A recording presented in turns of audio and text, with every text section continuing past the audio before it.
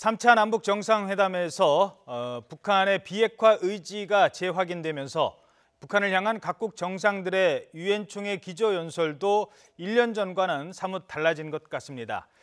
2차 북미 정상회담 개최 또 종전선언 채택이 어느 정도 가시권에 들어왔다라는 평가가 나오고 있는 가운데 한반도 평화정착의 계기가 될 수 있을지 주목됩니다. 전문가와 함께 분석하겠습니다. 신범철 아산정책연구원 안보통일센터장, 이물출 경남대 국동문제연구소 교수 두 분 함께했습니다. 안녕하십니까? 예, 안녕하십니까? 예. 자, 먼저 문재인 대통령 우리 시각으로 오늘 새벽에 유엔 총회 기조연설을 했습니다. 주요 발언 먼저 일부분 듣고 본격적으로 얘기 나눠보도록 하겠습니다. 한반도는 65년 동안 정전 상황입니다. 전쟁 종식은 매우 절실합니다. 평화체제로 가기 위해 반드시 거쳐야 할 과정입니다. 앞으로 비핵화를 위한 과감한 조치들이 관련국 사이에서 실행되고 종전선언으로 이어질 것을 기대합니다. 네, 조금 전에도 나왔습니다만 문재인 대통령이 기조연설에서 가장 많이 사용한 단어 가운데 하나가 평화였습니다. 34번 나왔대요.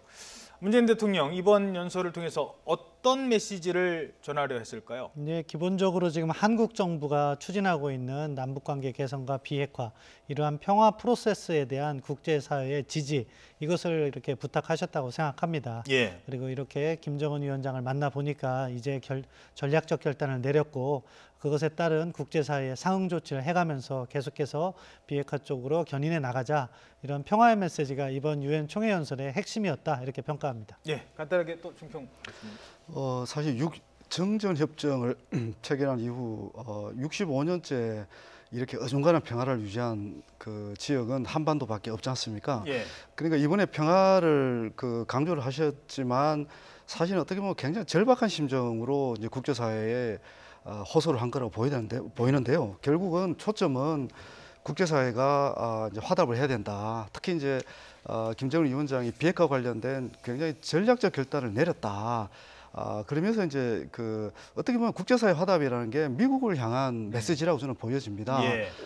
미국 보수층을 특히 그렇죠, 특히 그래서 이제는 정말 화답해야만이 한반도의 평화가 일부 진전할 수 있다. 뭐 그런 메시지를 던진 게 저한테는 굉장히 인상적으로 다가왔습니다. 예. 자, 그러면 몇 가지 좀 분석을 해보도록 할까요? 첫 번째, 유엔을 상대로 한 연설이다 보니까 혹시 대북 제재를 좀 완화한 건 어떻겠느냐라는 제안, 이런 뭐 의견이 나올 것도 같다라고 했는데 일단 그 부분은 빠졌습니다. 왜 뺐을까요? 기본적으로 미국과의 정책 공조를 고려한 배려라고 생각합니다. 지금 미국은 이렇게 인식차가 있는 것 같아요. 우리 정부는 우리의 이렇게 평화 프로세스, 관여 정책으로 인해서 북한이 변화했다고 인식을 하는 거고요. 예. 미국은 북한에 대한 경제 압박, 그거로 인해서 북한이 변화했다고 인식을 하는 거죠. 그렇기 때문에 미국은 완전히 비핵화가 완료될 때까지 제재만큼은 계속 유지해야 된다, 그런 입장이었고, 이번 유엔 총회와 그리고 유엔 안보리까지 이렇게 트럼프 대통령이 직접 주재를 했는데 예. 거기에서 일관된 메시지는 북한에 대한 제재 강화, 이거였습니다. 그런데 한국 정부가 이제 유엔 총회 연설을 하면서 제재를 완화하자고 하면 한미 간에 완전히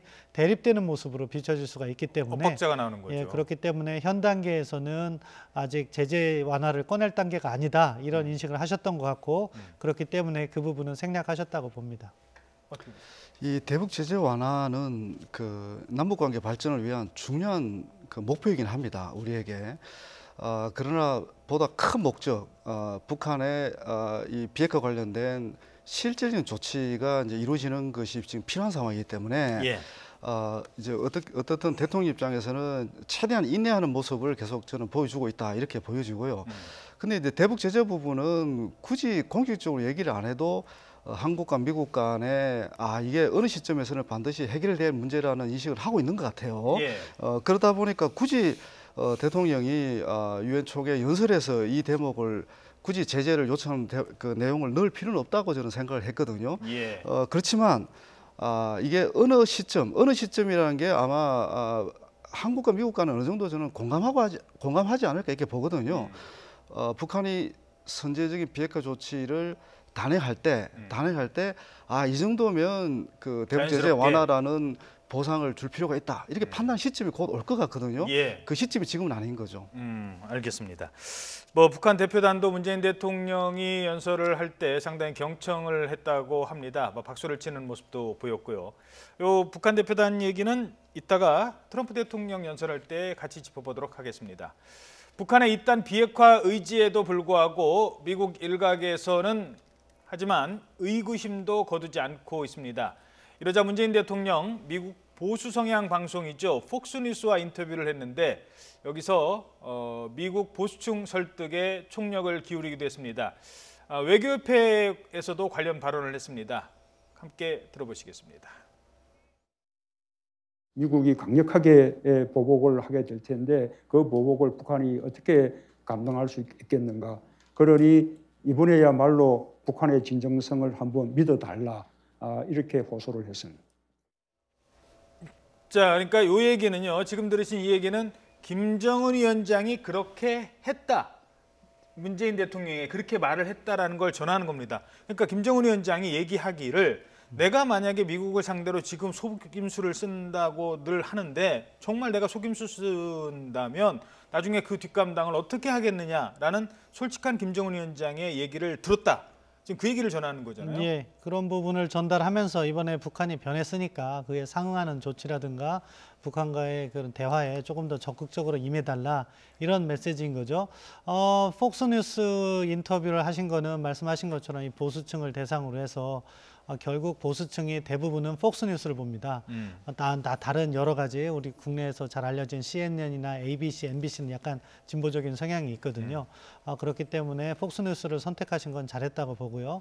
다만 그 안에 메시지는 여러 가지 메시지가 있지만 이렇게 김정은 위원장의 말을 전달하는 부분은 미국 시청자들도 그런 부분에 있어서 공감하는 부분이 있을 겁니다. 근데 여기서 조금 더 나가셔서 김정은 장을 너무 높게 평가하신 부분도 있는데 그건 조금 반감이 또 있을 거예요. 왜냐하면 미국의 보수 그 시청자들이 기독교고 인권 중시하고 그런 원칙이 있는데 아무튼 이 메시지 자체는 북한이 이번에 변화를 했다는 그러한 인식, 3차 남북 정상회담에서 문재인 대통령께서 느낀 그러한 솔직한 감정을 전달했다는 점에선 의미가 크다 그렇게 생각합니다. 예, 시간 끌기 해서 얻을 게 없다. 이게 어떤 의미라고 보십니까?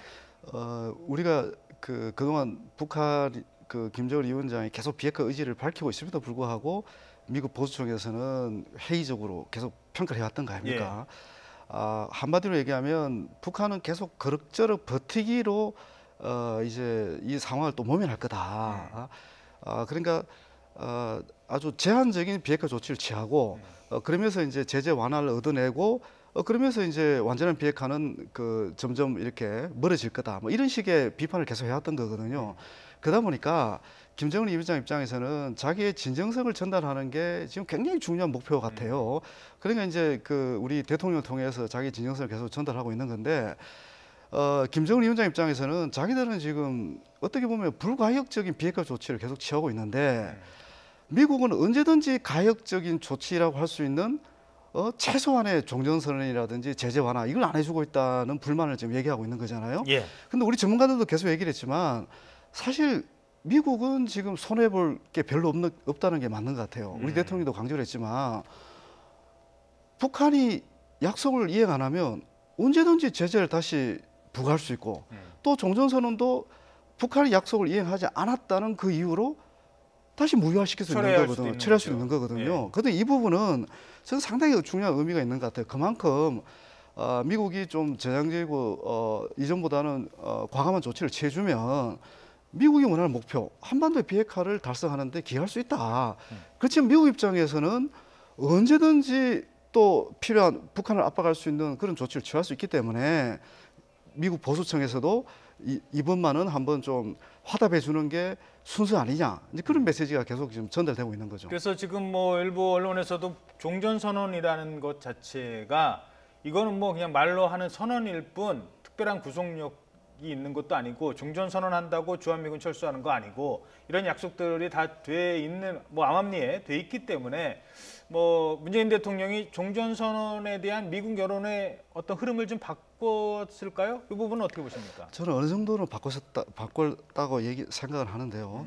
우리가 이제 미국을 관찰할 때 중요한 부분은 사실 우리가 이제 이 비핵화라는 목표 또 평화 정책의 목표를 달성하기 위해서는 미국을 설득해야 되는데 이 미국이라는 것이 트럼프 대통령, 행정부, 미국의 여론, 의회 몇 단계를 설득해야만이 우리의 목표를 달성하는 상황이거든요. 그러니까 예. 대통령이 굉장히 어려운 목표를 지금 향해서 가고 있는 건데 기본적으로 트럼프 대통령하고는 어느 정도 교감이 되는데 문제는 트럼프 대통령 외에 그 대북 제재 완화라든지 종전선언을 채택하는 데 필요한 협력 주체들이 있는 거고요. 그게 예. 이제 의회인 거고 또 미국 내 보수적 관료일 수도 있고 언론일 수도 있는데 이런 사람들을 종합적으로 설득해야 한 발짝 나갈 수 있는 그런 상황이기 때문에 대통령의 이런 발언들이 지금 나오고 있는 거 아닌가 이렇게 판단하는 거죠. 같은 질문들이죠. 문재인 대통령의 이번 그 유엔 총회 연설 또는 뭐 언론과 인터뷰를 통해서 종전 선언에 대한 미국의 이해도를 좀 높였다고 보십니까? 저는 그렇지 않다고 생각합니다. 그 부분에 이제 우리 정부가 보다 정교하게 이렇게 접근을 해야 되는 부분이라고 생각하는데요. 종전 선언의 필요성에 대해서는 한미 행정부 간에 어느 정도 공감대가 있는 것 같아요. 다만 그 조건에 있어서는 아직 차이가 큰 거죠. 그렇기 때문에 미국 백악관 성명에서는 종전 선언 부분 아예 빼놨습니다. 아하. 단어가 들어가 있지 않죠. 그리고 종전 선언이 불가역적이다, 아니 가역적이다, 뭐 상황이 바뀌면 다시 처리할 수 있는 거 아니냐, 이것도 미국의 입장에서는 그렇게 생각하지 않을 거예요. 그거는 우리 정부의 입장에서도 한번 생각해 볼게요. 이 선언이라는 것은 처분적 성격이 있는 거죠. 그것이 법적 구속력이 없다는 것은 맞습니다. 하지만 한번 해놓은 상황에서 과거의 정전 체제에서 한반도에서 평화가 회복됐다고 선언을 한번 했다고 나면은 새로운 상태의 전쟁 상태로 돌아가는 것은요, 북한이 비핵화 안 한 것으로 돌아갈 수는 없는 거죠. 무엇이? 북한의 무력 공격이라든가 도발이 있어야지 새로운 전쟁 상태로 그 다음 단계에서 접어드는 거거든요. 이 부분에 있어서 약간 정부가 오해를 하고 말씀을 하신 것 같습니다. 예. 잠깐 뭐 덧붙이겠습니까? 예, 저는 또 우리 신 센터의 말씀에 또 좀 동의하기 어려운 그런 말씀을 하신 것 같은데 예. 종전선언은 정치적 선언이라고 성격을 지금 계속 규정하고 있거든요. 그러니까 정치적이라는 것은 법 제도적인 거는 아니라는 거죠. 그리고 정치적인이라는 거는 정치적 상황이 또 바뀌면 얼마든지 또 입장을 달리할 수 있다는 그런 측면이 있는 것 같고요. 종전선언이 휴전협정은 아니다. 그렇죠. 물론 이제 그 평화협정으로 향해 가는 중요한 첫걸음인 것은 분명한데 정치적 선언이라는 규정에 저는 굉장히 주목을 해야 한다고 봅니다. 그 정치적 선언이라고 해서 또 이게 구속력이 없느냐 이런 부분은 아니긴 하지만 북한이 다시 과거처럼 도발을 한다. 그러면 이 종전선언이 유지될 수가 없는 거죠. 효력이 유지될 수가 없는 거죠. 예. 예, 그렇기 때문에 우리 정부가 지금 그런 부분을 충분히 잘 판단하고 저는 종전선언 얘기하고 있다 보는 거죠. 했으니까 제가 짧게 하나만 더 질문 드릴까요? 종전선언 했으니까 북한이 주한미군 철수 안 한다라고 하지만 종전선언 했는데 유엔군이 굳이 필요하냐라고 얘기를 하지는 않을까요? 근데 지금 김정일 위원장이 그런 부분을 의식을 해서 계속 반복적으로 확인해 주고 있습니다. 유엔군도 확인을 했나요? 예, 유엔사의 지위도 전혀 변화가 없다. 그러니까 주한미군 부분하고 유엔사 부분은 뗄래야 뗄 수가 없거든요. 예. 그리고 가장 중요한 포인트는 평화협정이 체결되기 이전까지 기존의 정전협정이 유지된다고 얘기를 하고 있거든요. 예. 이게 굉장히 중요한 대목이에요. 그 정전협정이 유지되면 당연히 유엔사는 그대로 존속될 수밖에 없는 거죠. 알겠습니다. 자, 뭐 이 정도로만 듣도록 하겠습니다. 자, 이번에는 미국의 반응도 살펴보도록 하죠. 트럼프 대통령이 유엔 총회 기조연설을 했습니다. 1년 전과 비교를 해보면 이 북한에 대한 트럼프 대통령의 발언 수위가 확연히 그 온도차를 느낄 수 있습니다. 올해 발언과 지난해 발언을 한번 비교를 해서 들어보시죠. 함께 보시겠습니다. We have engaged with North Korea to replace the specter of conflict with a bold and new push for peace. I would like to thank Chairman Kim for his courage and for the steps he has taken. Rocket Man is on a suicide mission for himself. We will have no choice but to totally destroy North Korea. 네, 자, 트럼프 대통령의 김정은 위원장에 대한 호칭이 로켓맨에서 용기 있는 남자로 바뀌었어요. 어떤 의미가 있는 건가요? 뭐 미국도 지금 북한과 대화 기조를 이어가고 싶어하고 그 대화 기조의 핵심은 정상 간의 신뢰가 기반이 되어 있는 거기 때문에 그런 차원에서 트럼프 대통령이 한편으로는 이 대화가 지금 잘 진행되고 있다는 그런 메시지를 담고 싶어하고 다른 한편으로는 그것이 나의 덕이다 이런 두 가지 메시지를 동시에 내고 있다고 생각합니다. 예. 어떻게 보세요? 트럼프의 연설 이번에 좀 어느 정도 미국 여론도 좀 바뀔 수 있는 그런 계기를 마련할 수 있을까요? 저는 트럼프 대통령이 미국 여론을 바꾸는 게 아니라 우리 문재인 대통령의 이 다양한 활동들, 뭐 유엔 총회 연설이라든지 폭스 뉴스와의 인터뷰라든지 그리고 미국 내 대표적인 싱크탱크 연설이라든지 이런 종합적인 부분들이 이제 미국 내 여론을 좀 바꿀 수 있다고 보는데요. 그러니까 예. 미국 내 여론의 핵심이 결국은 언론들이 어떻게 기사를 쓰느냐라는 부분이잖아요, 결국. 근데 지금까지 나온 언론을 제가 아침에 잠깐 봤을 때는 사실 저는 기조가 좀 바뀌었다고 저는 나름대로 평가를 합니다. 근데 기조의 평가의 핵심은 뭔가 하면 정말 김정은 위원장이 비핵화 관련 의지가 있느냐, 정말 진정성이 있느냐, 그 부분과 관련해서 이전보다는 조금 긍정적인 평가를 하는 것 같고요. 예. 그렇게 할 수 있는 것은 결국은 우리 대통령의 중재 역할뿐만 아니라 보정자 역할, 이 부분에 대해서 평가를 하고 있는 것 같아요. 그런 부분에서 저는 이번에 상당히 기여를 했다고 보는 거고요. 그리고 앞으로 우리가 이제 봐야 되는 거잖아요. 결국 이제 계속 말 대 말이 교환되고 있는 건데 결국 이제 행동으로 어떻게 이제 나타나는 이런 부분인데 아마 북미 2차 이제 정상회담에서 예. 김정은 위원장의 그런 진정성이 보다 명확하게 확인되지 않을까 이렇게 저는 기대를 하고 있습니다. 지금 조금 전에 화면에도 나왔습니다만 트럼프 대통령이 뭐 연설을 할 때 또는 문재인 대통령이 연설을 할 때 북한 대표단도 와서 있었거든요. 옛날에는 트럼프가 얘기를 하면 그냥 자리를 박차고 나갔습니다. 근데 이번에는 끝까지 자리를 지켜서 들었다. 뭐 이런 평가도 나오고 있어요. 북한으로서 지금 남북 정상회담 했고 북미 정상회담 하고 싶어 하는 그런 모습 아니겠습니까? 예. 그렇기 때문에 또 트럼프 대통령도 북한에 대한 메시지를 상당히 긍정적으로 전달하고 있기 때문에 그러한 발언의 행간을 읽는 게 또 중요하거든요. 그렇기 때문에 이번에는 아마 경청을 하면서 트럼프 대통령의 생각까지 분석하는 그런 보고서도 아마 북한 쪽 평양으로 올렸을 거라고 생각하는데요. 예. 지금 전반적인 기조가 작년에 대결 구도에서 대화 기조로 바뀐 거는 분명합니다. 이제 2단계에서 다음 단계로 넘어가기 위한 구체적인 조건들이 지금 조율되고 있는 그러한 과정으로 봐야 되는데 아무튼 북한이 사찰 부분을 허용했다고 하니까 그 사찰의 내용이 미국이 생각하는 그 수준, 그러니까 북한으로부터 관련된 정보를 제공받고 그 정보가 사실인지를 확인하는 작업을 허용한다면은 그러면은 정상회담 개최되고 다음 단계로 넘어갈 수 있다. 그렇게 평가합니다. 예. 트럼프 대통령을 바뀌기 위한 여러 가지 행동 중에 하나는 친서도 있을 텐데요. 트럼프 대통령 발언을 하나 더 들어볼까요? 유엔 안보리 회의에서도 이번에 회의를 주재하면서 연설을 했습니다. 뭐 트럼프 대통령으로서는 처음 있는 안보리 회의 주제인데 김정은 위원장의 친서를 살짝 자랑하기도 합니다. 들어보시죠.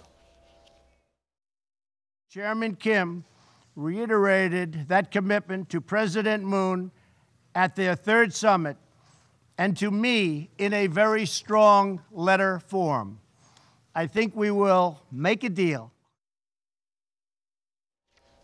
자, 이 친서 얘기는요. 안보리 회의를 주재하는 자리뿐만이 아닙니다. 아베 일본 총리 만났을 때도 그 자리에서도 친서를 꺼냅니다. 아베 일본 총리 만났을 때 화면이 있나요? 그 화면에도 보면 아예 이제 얘기를 하다가 이게 그 편지입니다라고 저는 들어서 읽는 트럼프 특유의 그런 모습도 볼 수 있는데 과연 어떤 내용이 담겨 있을까? 그리고 최근에 이제 두 통을 연달아 보낸 거잖아요. 어떻게 보십니까? 친서의 내용은 일반적인 원칙일 겁니다. 그러니까 트럼프 대통령과의 싱가포르 정상회담에서 좋은 신뢰를 쌓았고 앞으로 협상을 함에 있어서도 이렇게 정상 간의 신뢰를 기반으로 해서 예. 계속해서 진전을 시키자. 말씀 중에 죄송한데 지금 아베 예, 총리 조금, 만나는 자리인데 트럼프 편지를 보여주고 있어요. 네, 저 네. 친서 봉투가 진짜 친서 봉투인지는 의심이 가요. 왜냐하면 지난번 친서 봉투 전달될 때는 아주 큰 봉투였을 거예요. 예. 기억하실 거라고 생각하는데 근데 아무튼 그 과정에서 사실 북한과 미국 간의 접촉이 있었던 것으로 보여지고 아하. 북한이 입장을 변화한 게 있습니다. 무엇이냐?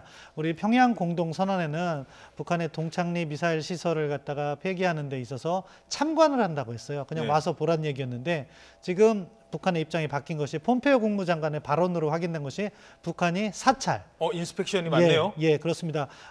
그 평양 공동선언에는 옵저베이션으로 영어가 네. 표기가 되어 있는데 이번에 가서 지켜만 보는 거였는데. 예, 인스펙션을 수용했다고 했습니다. 그랬기 때문에 북한도 입장을 바뀐 거죠. 트럼프가 그 얘기를 했었잖아요. 예, 그 예, 나오자마자. 그렇습니다. 그런데 이제 미국이 추가적으로 확인하고 싶어 하는 것이 이 인스펙션이 과연 미국이 생각하는 그것이냐, 그 부분을 갖다가 지금 확인하는 것 같아요. 과거부터 아까 같은 단어를 가지고 다른 해석으로 인해서 대해서 대화가 진전이 안 됐기 때문에 그렇기 때문에 뭐 폼페이오 국무장관이 평양을 가서 그것을 확인할 거라고 생각하는데 예. 아무튼 친서의 내용은 일반적인 내용이다. 하지만 친서와 함께 전달된 북한의 또 다른 메시지가 있고 그 부분이 지금 미국의 변화를 이끌어내고 있다. 이렇게 평가합니다. 예. 잠깐만요. 지금 뭐 속보 하나가 들어왔네요. 기획재정부가 자유한국당 심재철 의원을 검찰에 고발할 예정이라고 합니다.